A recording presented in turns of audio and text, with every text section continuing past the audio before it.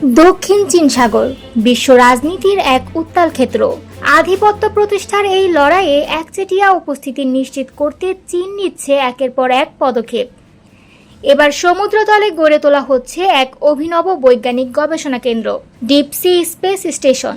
প্রায় ৬,৬৫০ ফুট গভীরে নির্মিতব্য এই স্টেশনকে ঘিরে শুরু হয়েছে নানা আলোচনা।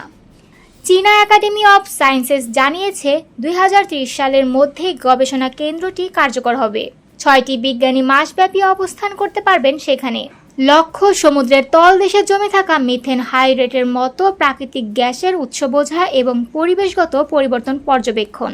ওশানোগ্রাফিক ম্যাগাজিনের তথ্য মতে চীনের এই প্রকল্প সামুদ্রিক অনুসন্ধানে এক বৈপ্লবিক পরিবর্তন আনবে। তৈরি হবে চতুর্মাত্রিক গবেষণা নেটওয়ার্ক, যা শুধু বিজ্ঞান নয়, ভূরাজনীতিতেও চীনের অবস্থানকে আরও শক্ত করবে। তবে এই উদ্যোগের পেছনে রয়েছে এক বড় কৌশলগত লক্ষ্য।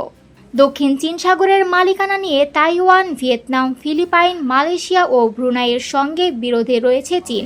বিশেষজ্ঞরা বলছেন চীনের ডিপ সি স্টেশন শুধু গবেষণার নয়, বরং ভবিষ্যতের সামুদ্রিক নেতৃত্ব নিশ্চিত করার এক দূরদর্শী পদক্ষেপ।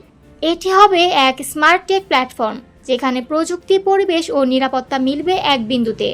জলবায়ু পরিবর্তন রোধ থেকে শুরু করে টেকসই সামুদ্রিক ব্যবস্থাপনা সবকিছুতেই নতুন দিগন্তের সূচনা ঘটাতে পারে এই প্রকল্প।